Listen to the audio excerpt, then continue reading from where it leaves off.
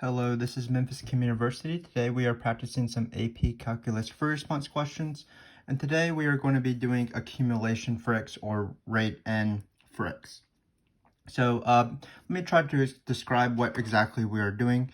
So for every single free response topic, accumulation fricks, particle motion free responses, differential equations, Taylor series, etc.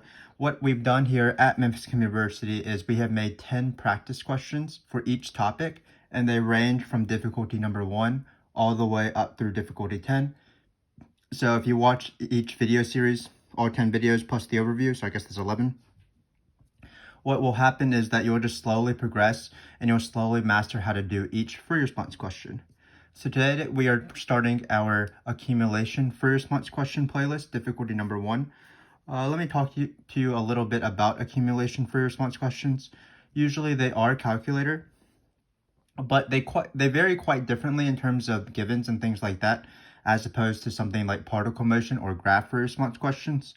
So, for example, sometimes there's only one rate that's given. Sometimes there's two rates, rate in and a rate out. Sometimes the rate is not given, but the amount is given instead. And in harder versions, the rate in and the rate out might be piecewise functions. So we'll see examples of all of those if you continue to watch through this video series.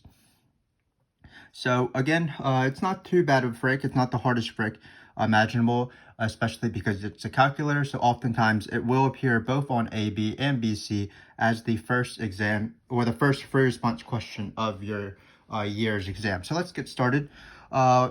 When you do these fricks, what you just want to be aware of is, because you have a calculator, the math itself isn't going to be very hard. It's going to be setting up the problems.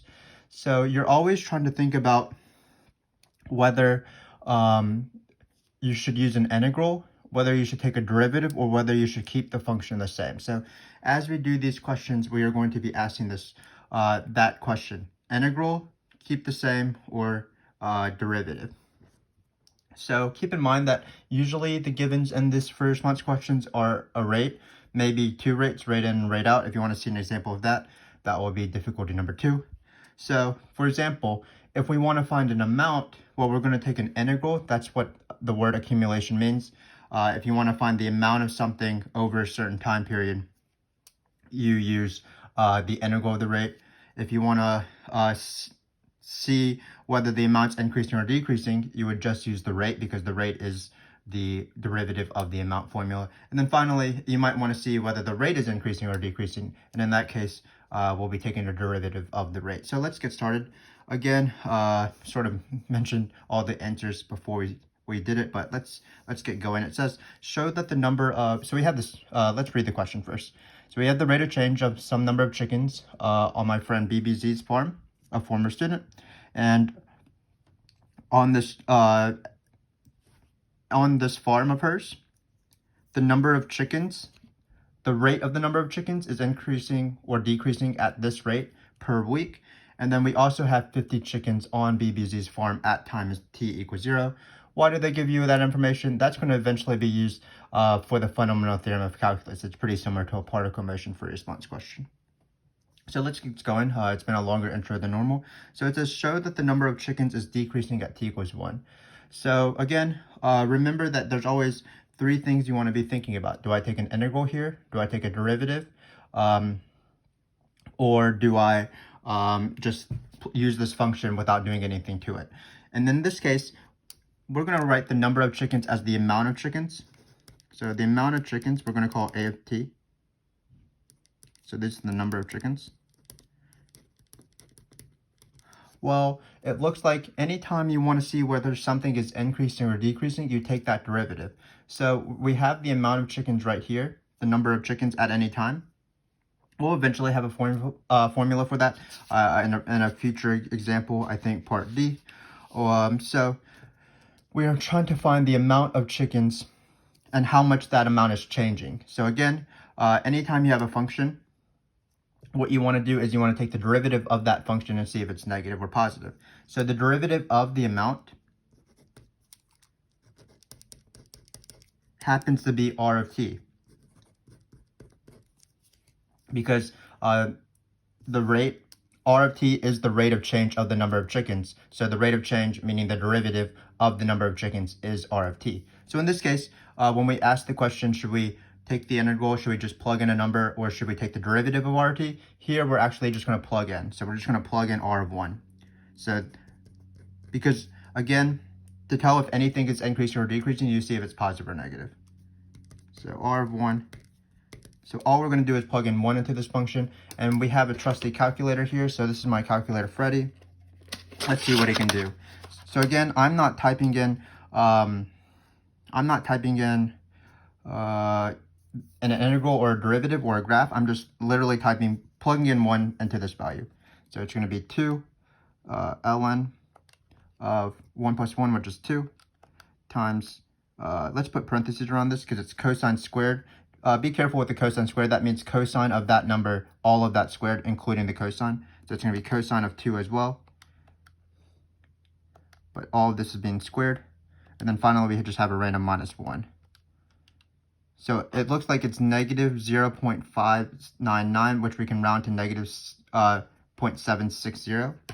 So negative 0.760. Notice that this is negative. So the number of chickens is decreasing.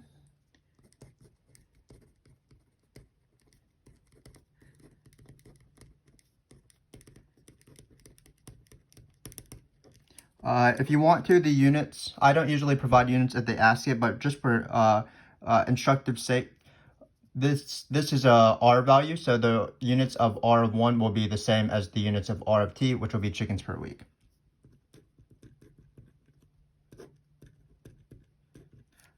So basically, in this case, the number of chickens are decreasing by this number per week.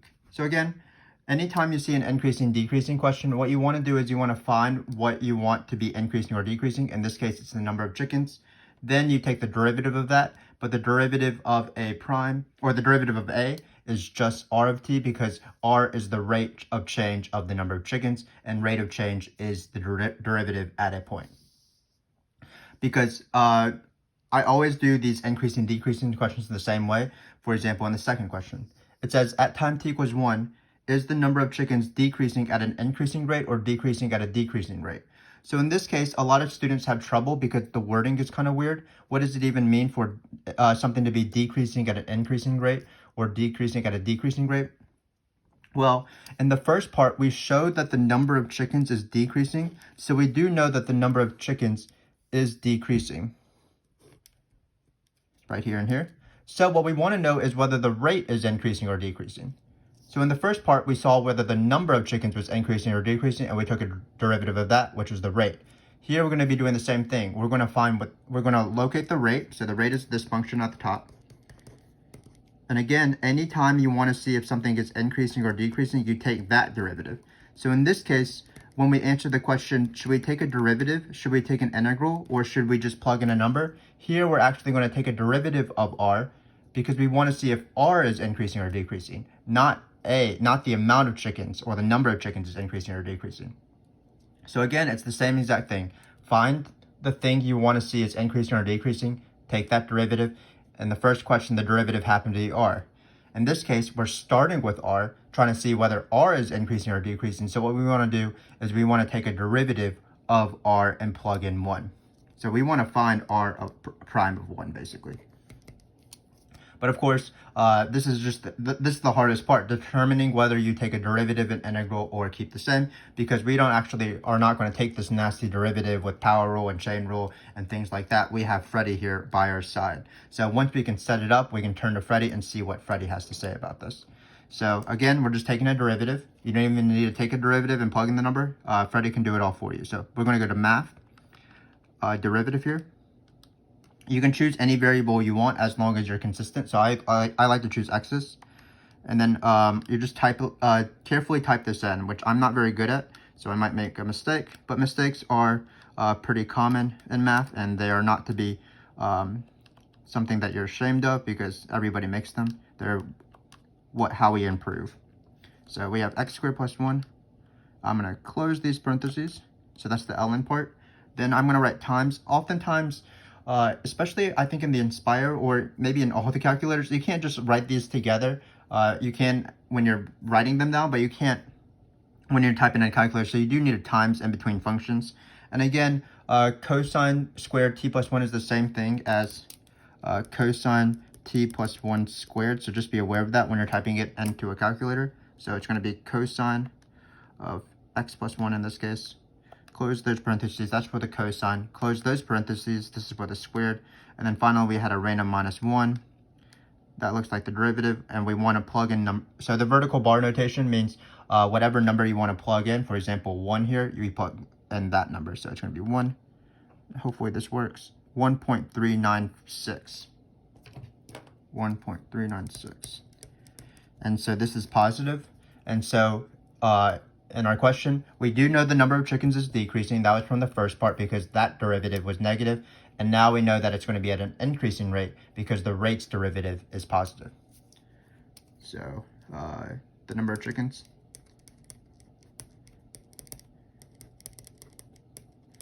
is decreasing. That was from the first part at an increasing rate, which is the second part.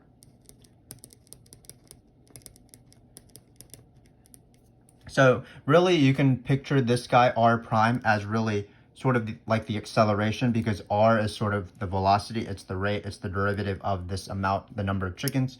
So if you want to use units, again, I don't usually put units if they don't ask me, but let's put units in this case because there's not much pressure.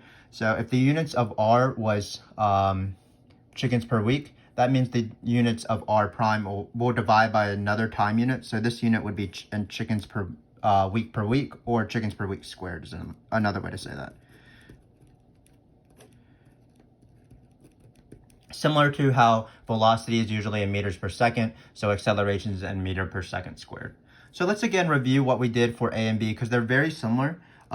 You do the same process, but you do the same process on a different function. So anytime you see the word increasing or decreasing, what you want to do is you want to find what you want to consider to be increasing or decreasing. In this case, it's the number of chickens. Then you take the derivative of that.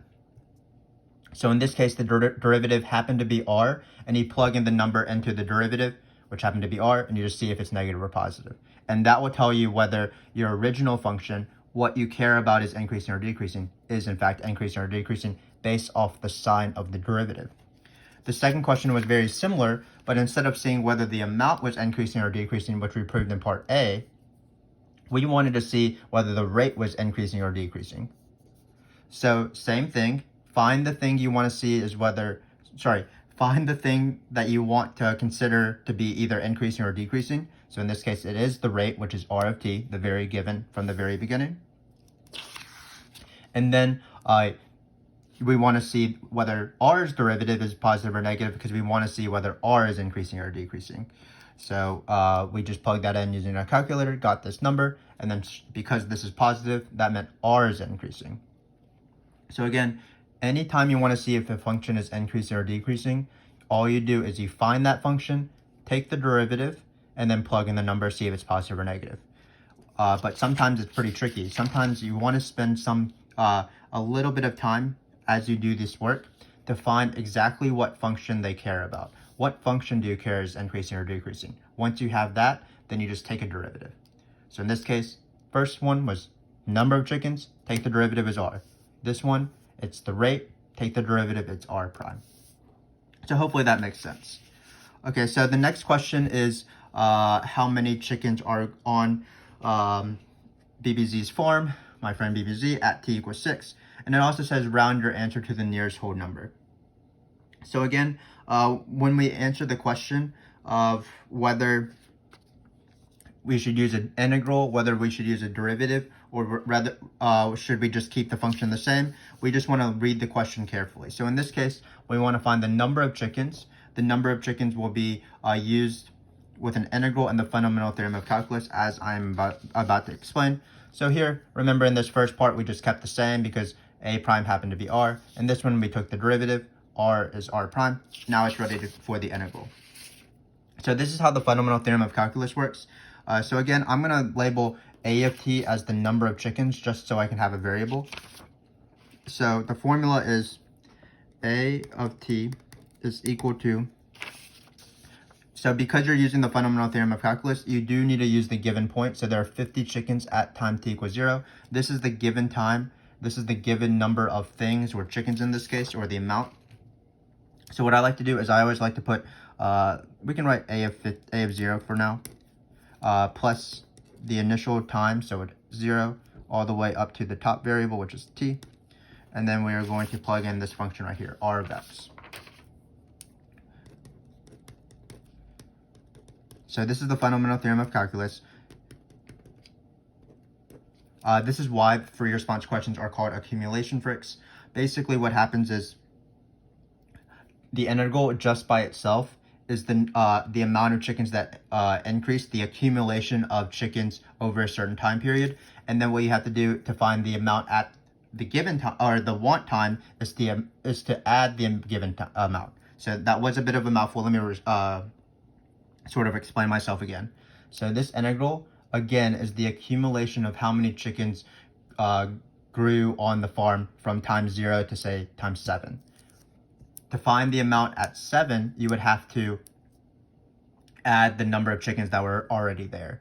So this is the amount of chickens that changed, and then you have to add the number of chickens that were already there. So in this case, and I set it up always in this case, the given time, which is usually 0, but not always 0, but usually 0, the amount, the original amount, and then also I like to put a t in the top of the integral, because when we plug numbers into the integral, we're only going to plug it into the top. We are not going to plug it into these functions right here, because that would change the integrand, what is inside the integral. So it's just common professionalism, I guess, to always change this variable to not match this variable. Because again, when we plug in numbers, for example, 6, we're going to plug it in only to the top. So in this case, we can change the a of 0 to be 50. 50 chickens are at the farm at time is equal to 0. So let's write that. Let's already start plugging in 6 as well. So we're going to plug in 6. We're going to get a of 0, which is 50, plus integral 0 to 6 of r of x. So this is the amount formula. This is the same thing as the particle motion. And particle motion free response questions, this is the same thing as the position formula. And parametric fricks, even in BC, this is the same thing as the position formula for both coordinates. So it does appear quite often on the AP exam because it is the fundamental theorem of calculus. But we do have a calculator, so once you are ready, you can just type this into a calculator and then you're done. So I'm going to type this in. Another thing is that you can always save some time by just writing r of x. You don't have to write this monstrosity of a thing every single time when you want to refer to r of x. But of course, when you're ready to type in the integral, so we're going to type this integral in, you do have to plug in the function. You can't write r of x because the calculator doesn't know what r of x is. The calculator is pretty smart, but he doesn't know everything. Let's see if you can do this integral. So again, we have 50 plus the integral. We're going to go from 0 to 6 because those are the endpoints.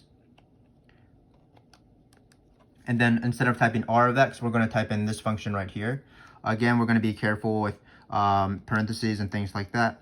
Certainly, the calculator is not a trivial thing. I often mess up when I'm typing it into a calculator, so you just want to be careful. It's not the hardest thing, but it's something where you just have to be patient. Make sure you're typing in the right things as you go, because you definitely don't want to miss questions because you mistype something in the calculator. Because, you know, missing stuff, while it's perfectly acceptable, it's still kind of sad when we do it. So it looks like I typed in my integral, right? I'm going to write dx, and let's see what the calculator gives me. Looks like it's 58.511. So it looks like between these 6 weeks, 8 chickens grew on, or 8 chickens, the number of chickens increased by 8. So this is 58.511. One small thing and one small point that they actually count off for is just read the question. If it says round to the nearest whole number, you do have to round to the nearest whole number. So for example, in this case, we would round to, maybe we should use the approximate sum, 59 chickens. And the unit, of course, is chickens and not, for example, chickens per week or chickens per week squared, because we're dealing with the number of chickens. So before we go to the next question, because we will be using this information in the next question, again, let me just stress the amount formula, what I call the amount formula, or what some people call Fundamental Theorem of Calculus formula. So again, when you want to find the amount of something, the number of chickens, later on, and when there's like water or something like that, it's the amount of water in a tank. What you do is you set up this formula. And the formula goes, given time on the bottom of the integral, given amount, which is in the free response question as a given, 50 chickens, given time right here, and then you change when you want to find amounts, you plug it into the top thing. So to be careful, you're going to change these variables, and it's the integral of the derivative, because this will be the accumulation of how the number of chickens change from time 0 to whatever you plug in. And you do need to add the initial amount of chickens to find the amount of chickens at a certain time, because that's how much it changed. And then how much it changed relative to the initial amount is how much are currently there. So hopefully that makes sense. Again, you're not going to mess up probably after you set up. It's always the setup, which is where the mistakes occur. So again, be just very wary when you keep the function the same, because it happens to be the derivative of the amount formula. Or when you might need to take the derivative of the rate, because you want to see if the rate is increasing or decreasing. Or, which occurs in probably every single one of these free response questions, whether you need to take an integral to find the integral of a rate to find the amount. And when that happens, usually you need to add the initial. So there's really two questions that involve integrals. Let me just briefly go over them. One is amount at a time, and one is amount over a time period. So amount at a time is this formula right here. It's finding the number of chickens at a certain time.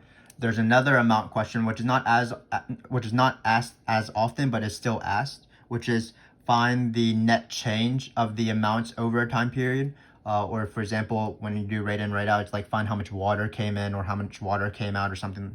And for those questions, that's just the integral, because you're not finding the amount at a time, you're finding the amount over a time period, or how much the amount changed over a time period. So that would just be the integral. So for example, when we subtract off 58.511, that's how much the number of chickens change from the interval of 0 to 6. So hopefully that all makes sense. I'm not explaining everything perfectly well right now, so but I'm trying my best, as I'm sure that you all are doing. So when we both try our best, hopefully we will both succeed.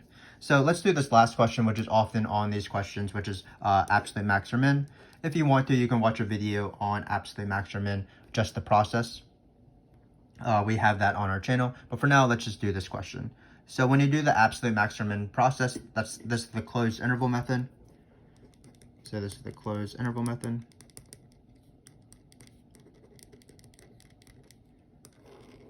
What you want to do is you want to do 3 steps. So the first step, which is not trivial in this case, is just locate the function you're taking the absolute max or min of. Same thing as when we were doing part A and part B. Before we started the question, we wanted to locate the function we wanted to see whether it's increasing or decreasing. So in this case, what we said is we need to find the amount formula. Let's at least list it out and then take the derivative. So we're going to do the same thing. What do we want to see is what do we want to determine has a maximum number or what do we want to see has a max or a min? Well, we want to see whether the number of chickens has a max or min, or what time that occurs. So what we're going to do is we're going to locate the amount of chickens. But the amount of chickens, again, is going to be this fundamental theorem of calculus formula. So it's going to be 50, the initial amount, plus the integral 0 to t, and then it's going to be r of x dx. So again, initial amount, initial time, t. What some students do is they plug in 6 already, but that's not right. I want a function here. I want to be able to plug in numbers eventually. I don't want to plug in 6 here, because when you plug in 6, you'll just get a number. You'll get 59 chickens. You won't be able to plug in any other numbers. We will eventually plug in 6 in the table, but you definitely want to keep this still as a variable t, because you want to plug in things later on into it. So the second step of the closed interval method is to take the derivative. So from the very beginning, the derivative of a has been r, but let's just prove that in this format.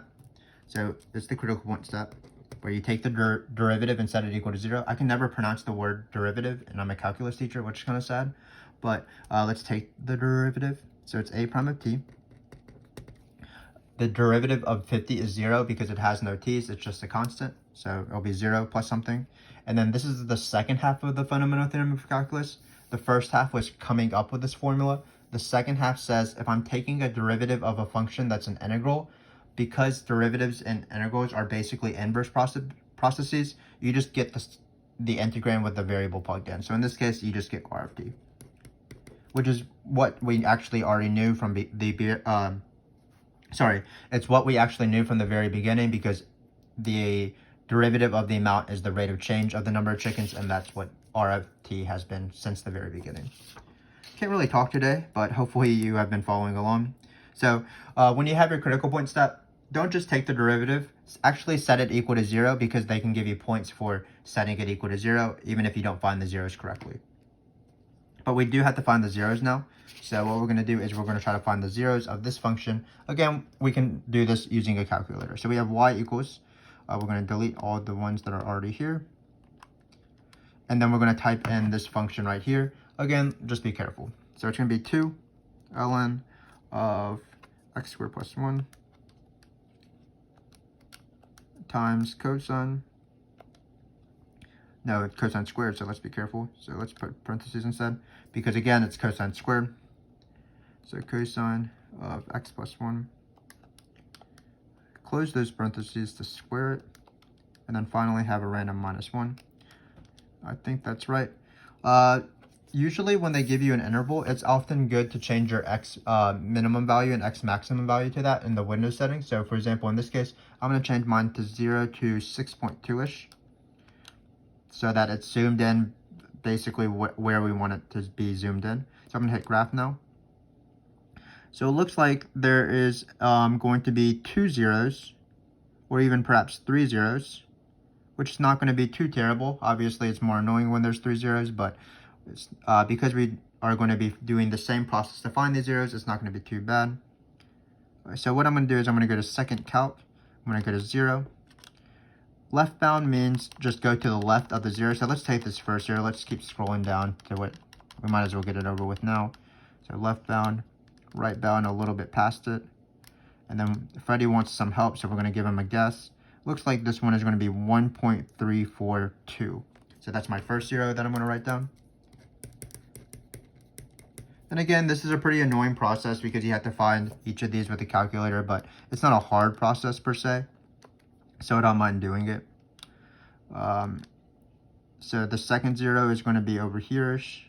You don't have to guess it. You just let the calculator do all the work. So here, here, here. Looks like it's going to be 3.243.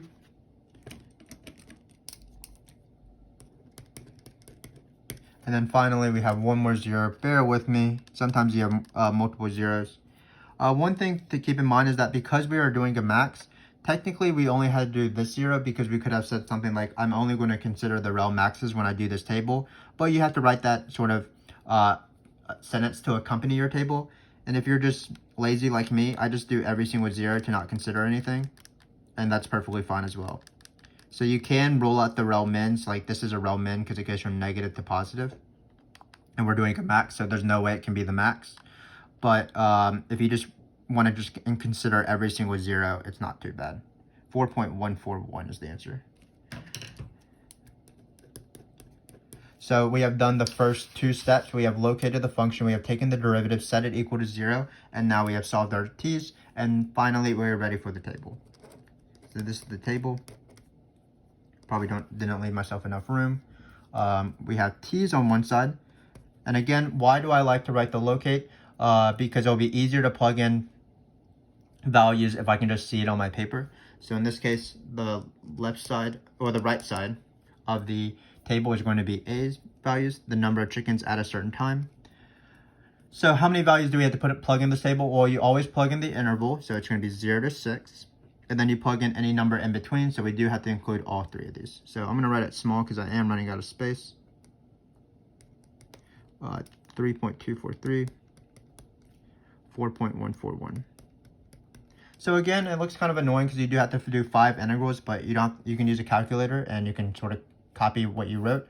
We actually did A of 6 in the first question, so it's 59 chickens. So it's not too bad. Same thing with 0. At 0, that's the initial amount, so that's going to be 50. So we have 3 more left, and it should be fairly quick. Let's go back to quitting the graph function and going back to the algebra part of the calculator. So second quit. And notice we've already typed this out. So this is what it was for the amount at 6. So again, what I'm going to do is I'm going to plug in these 3 numbers. Hopefully you can read them. There are these 3 numbers right here. I'm going to plug them in individually. And when I plug it into the top of the integral, just the only thing you have to remember is don't plug it into this part right here, the integrand. Just plug it into the top of the variable because we want to find the area under this curve from 0 to that number. If we don't want to plug in the number because then the function gets messed up. Remember also that you have to add the 50 in the end. So I'm going to go to this thing right here. I'm going to scroll over. Hopefully I typed it in right. I believe I did. Scroll over. There's a 2 in the front. And then I'm going to change this 6 to 1.342. So it looks like it's going to be 49 chickens. So again, we're going to round everything because it says to the nearest whole number. That just is a very small mistake people make. But just if it says round to the nearest whole number. So in this case, we'll have 49. This next number should be our absolute max, I believe, because remember that was the rel max, where it's a potential for the abs max. Really, these last 2 numbers didn't have any chance because they were relative min, but we can still include them in the table. So this one looks like it is going to be 52 chickens. So we have 52 chickens. This next one is a rel min, so it can't be the answer, but we'll still plug it in. So notice it's not very hard to, once you've typed in the first integral, the number of integrals you have to type in afterwards really doesn't matter because you just keep changing the top number here. So in this case, we get 51 chickens, and we are done. So it looks like the absolute max occurs at the endpoint, which is perfectly valid. That's why it's included in the table. An absolute max either occurs at rel maxes or at the endpoints. So in this case, at time is equal to 6. The number of chickens is maximum.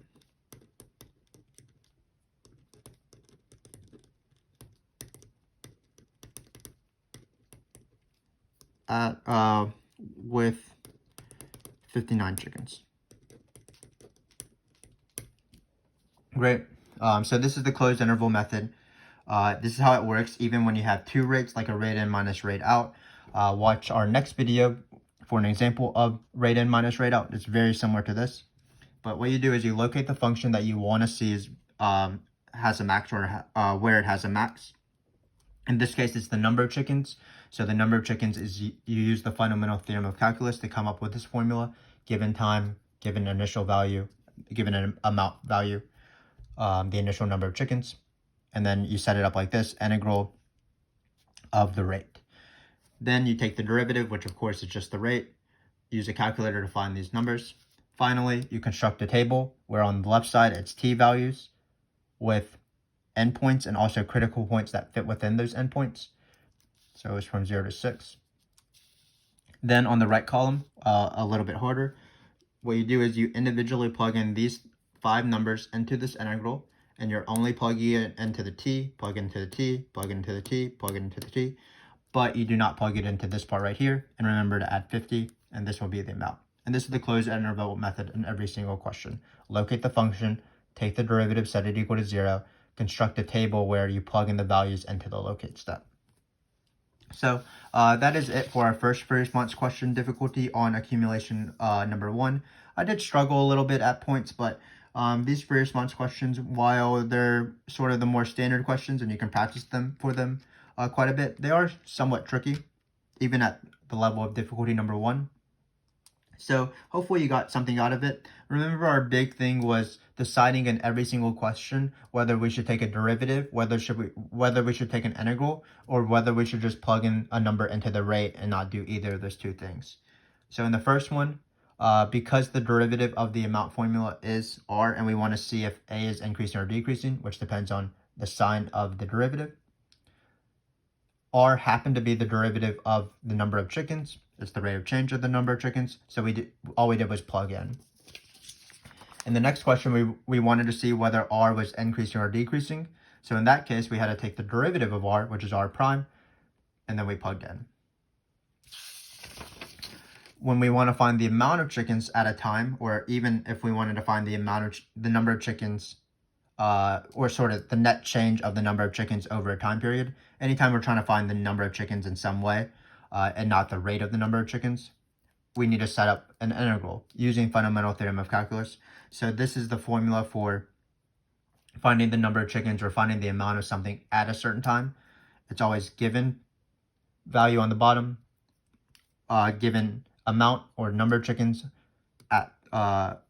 getting added to the integral, and then you have t here. Change these so that they don't match. So when you plug in the number, you're only plugging it in to the top. And then same thing in the last question, of course, the locate step required us to do Fundamental Theorem of Calculus. And then we did the closed interval method. Took the derivative, set it equal to 0, found those zeros, plugged it in, plugged all these values into the integral. So hopefully this was useful for you. These free response questions are very common. Continue watching this video series as you see variations of accumulation fricks. For example, in the next one, we will be doing famous rate in, rate out fricks, and rate in, rate out fricks are actually more common than these questions, which only give one rate. So please check that out. We do thank you for watching. We do appreciate your support of the channel. I will see you in that rate in, rate out video. So thanks very much, and goodbye.